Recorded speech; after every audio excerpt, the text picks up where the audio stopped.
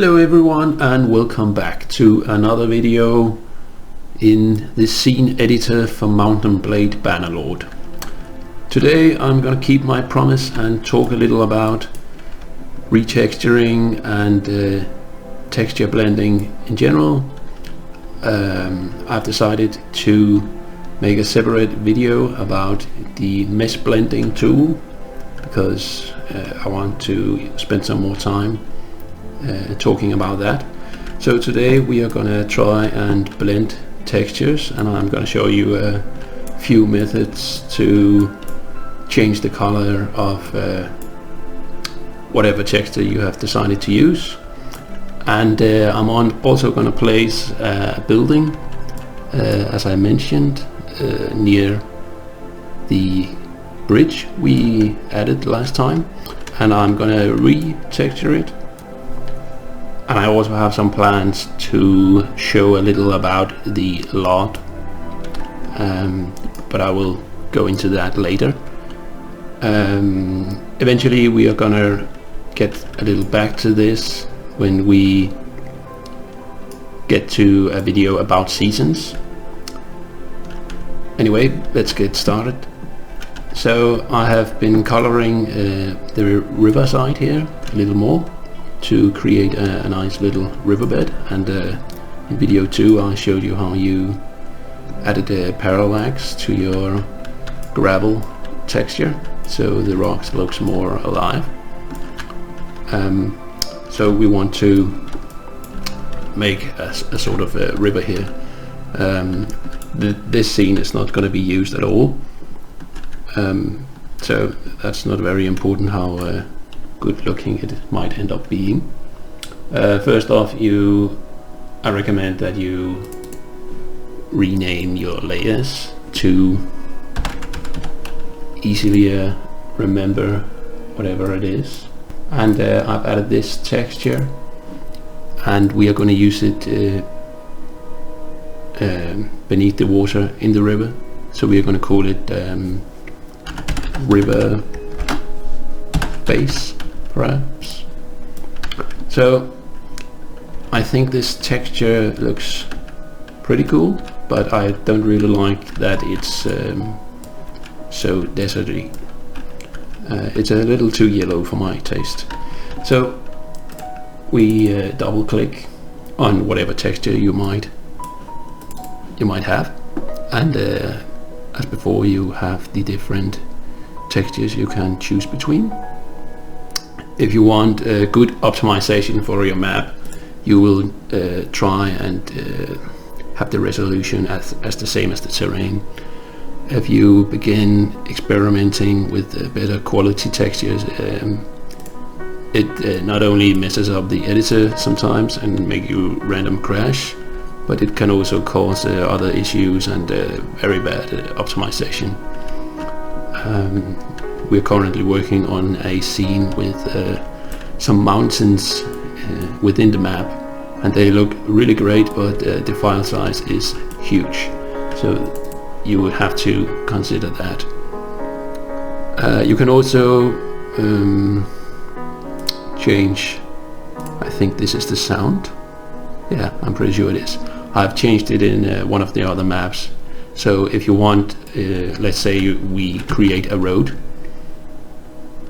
over here, and I have done this in another map, so perhaps we could test that later, or another time at least. So if we made a road here, we might want the road to have the same sound as the bridge to create a better transition. Otherwise it's just going to be the same sound as the normal ground around it, and it would feel a little odd riding on the path. We get back to this little spot, and I've only created this so we can get a grasp of how it looks and how we change it. So like last time, you can use the parallax and you can increase and decrease it as much as you want. Let's try something like that, so we can see that the rocks are a little better shaped, looks a little more realistic. Now we can go into the transparency effect, and you can increase and decrease it, and you can see it sort of blends better in with whatever texture you have below it. Now I don't want to do that a lot, perhaps something like that. You can also try high blend, and if you lower it, it will sort of have the opposite effect. The edges are gonna be a little weird. Perhaps you are into that for whatever reason with your map making. I don't really recommend it. I don't think it looks that nice, but a little smooth blend is very good. Anyway, here comes the important part, the area map. So first off, this is a color you can add to whatever texture you have. So if we want this to be, let's say, a little more red, we can do that, and you can see there's no effect yet because you have to change the albedo factor mode. So you can either choose additive or multiply. Normally I use multiply. I think it makes the texture look a little more realistic, but I guess there are cases where additive is better, but we don't want it to be red, of course. So we will try to find some brown texture, perhaps something like that. So that could be a way to make the texture more brown. So that's one way you can do it. Now let's try and disable it. Another thing you can do is you can hit the tab for the texture, and you can add a texture to blend with. And this is a very nice thing you can do for snowing.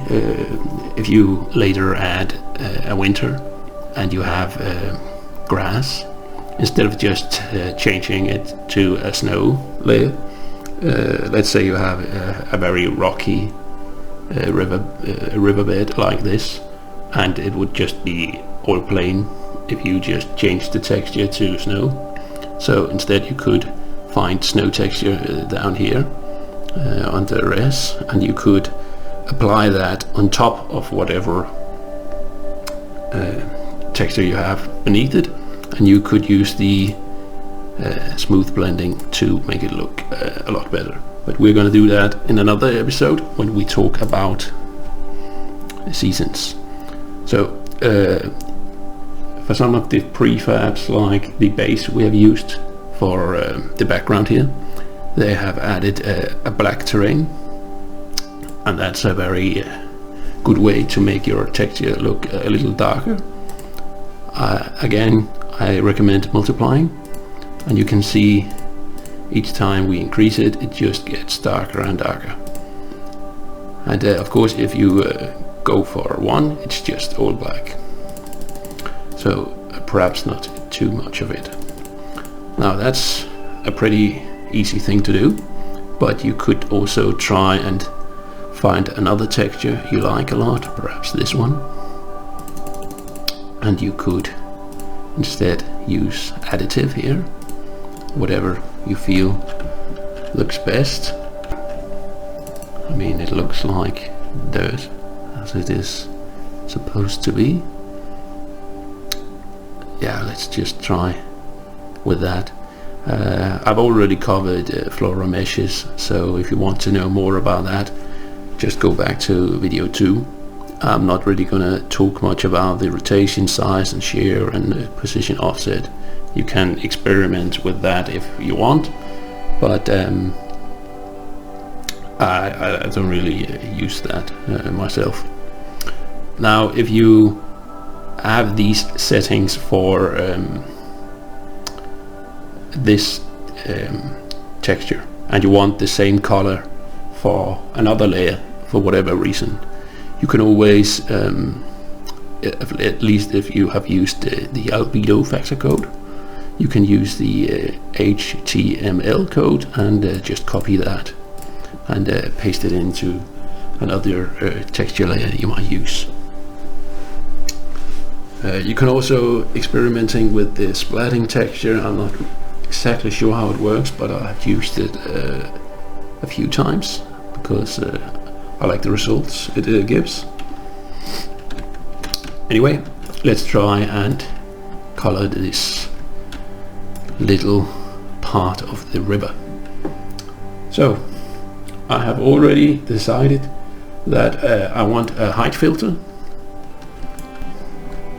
So we enable it and we will try and color. As you can see, the river is now colored brownish beneath the water. So I think that's pretty decent result. You can see there's not any coloring here, I think, because of the filter that we used. But when you get a little deeper, you can see that our new texture is actually added here. So that's pretty nice. And you can of course use the same thing for the riverbed if you want the gravel to sort of follow the edge of the river. Perhaps we should add a road just to show you how you can do that. I think there's a where is it? I think this is pretty good. That's a pretty good texture. So we disable the height filter and we create a little path here. Again, I recommend you use the parallax lighting. It just makes things look so much more alive. Really makes the rocks stand out far more. And of course this edge is not very nice, so you could let's just for the sake of it use the same layer, and as you can see I'm actually coloring beneath our path, so it's only near the edges that you can see our dirt texture here, and it just gives a little more life to the road and makes it look slightly more realistic, I would say. It's a very fine little thing you can adjust as much as you like. Normally I would say when you make a road like this you should also rise and lower the ground a little, just to make it look a little more man-made. And I don't know, I would say realistic. Let's try and get back, and I will try and disable the parallax just to show you what a huge difference it actually makes. So this is with parallax and this is without. Really makes a big change. Anyway, let's try and recolor a house. So we use the filter again and we type Empire. Let's just place it right here. Alright, so when you have to retexture an entity like this, you click on it and you look in the inspector and you go through components and metamesh, Empire, house shrine, whatever the name of the entity is. And when you click on it, you can see that there's all types of materials used, and also some, I'm not sure what to call it, let's call it chapters. And you have to go to chapter 1. I think for some entities you might have to use some of the other chapters, but normally it's the first one that is actually changing anything. So you can see whenever I scroll over any of these, I can decide the material used and also the coloring of that material. So let's say we want the roof to be more blue grayish. You could just look through and change the texture. I think that's somewhat interesting, but let's try and change it back. It looks a little better. So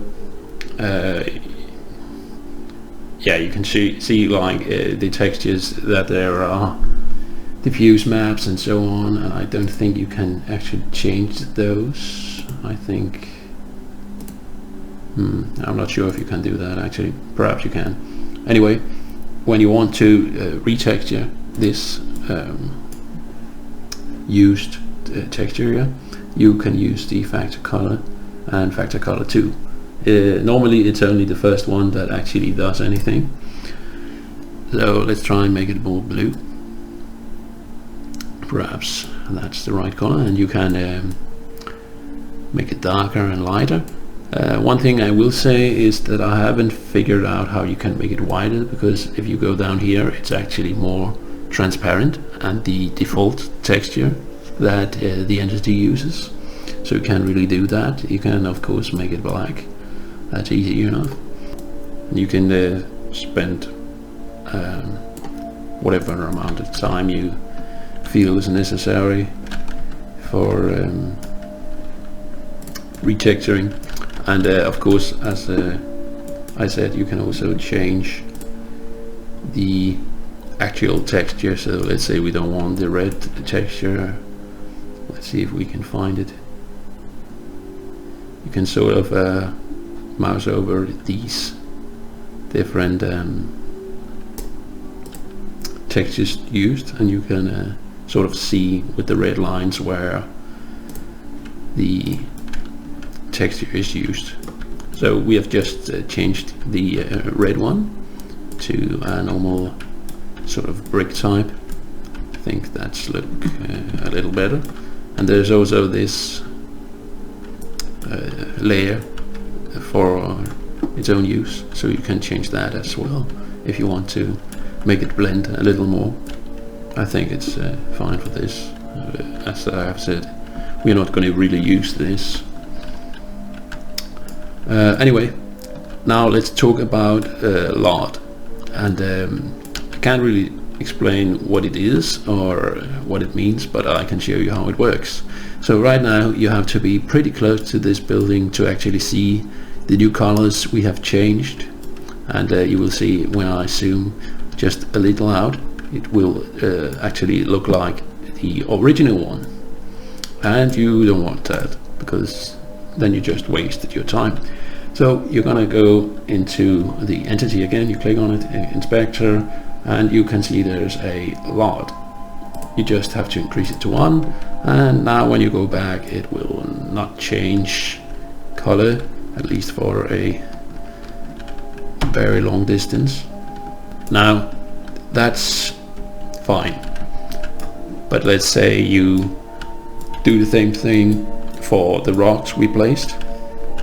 So let's just, for the sake of it, try and find some rock. I'm pretty sure this is one of them. Yeah, something like that. So again, we click on it, you go into the components, and you can change the texture used, or you can color it. Let's try and make it a little darker. So perhaps you want a little darker rock. In general, you could remember you can use the code in case you have several, and we are going to try that in a moment. So I can show you how you color. Let's say you have 10 of these rocks and you don't want to change each one. You can change the amount of multiplying LOD used in the scene. You have to go into inspector, no, actually you have to go into the select terrain, and you would have to look at terrain properties, and you can see the LOD multiplier, and you can increase that it will also help on another issue I will show you now. So let's say we have our mountain here, and right now it's pretty detailed around the edges, pretty simple. Now if we go back far enough, it should begin to sort of lose its detail to the edges, at least. I've just used the multiplier, so perhaps it doesn't work, or perhaps the mountain is not very detailed. But if it was a very detailed mountain, you would sort of see the edges begin to become very grainy and look really weird actually. So you would have to go into the select terrain and increase the LOD multiplier, but beware that it will affect optimization. So if you have a really huge map, you might want to be very careful about increasing it, but it's a possibility. Anyway, let's try and go back and add a few more rocks. Just do a few quick ones, something like that, and perhaps we have this one. It's a rather huge one, and we don't want it to be a lonely little rock, so let's try and add a little friend to it. Something like that. As I said before, you can clearly see there's a color difference. So if you wanted to have the same color, you go back to your entity and you find your factor, and you can actually just copy this, look at the other entity, go into the coloring and copy it in. Very simple. Now that could be done. Another thing you could do is that you could select the same type of rocks. Let's see if we can find the same type. Can't really tell which one is each here. We have a few that's named A. So, and you go to inspect, and you could change the color here as well. Let me move that so we can see it, and you can see that they all colored at the same time. And the important thing here is that it is the same type of rock. So we have two named B. I'm actually not sure that's an A. Yeah, they changed the color. So if there were several of these, you could also do the same thing. Inspect and go into the coloring and paste, and you will see it has changed color as well. Anyway, I think that's all for today. I hope it helped a little. I'm going to start recording another video at once about how you add an outer mesh to your map. I think that's about time we do that, so we don't have this horrible looking wasteland of water in every direction. So I'm gonna go into that in the next video and show you how you add mountains, a desert, or whatever you like, and also how you can retexture that. There are two different types, so I will go into that in the next video. Anyway, thanks for watching, and if you liked the video, remember to like and subscribe and share it with your friends.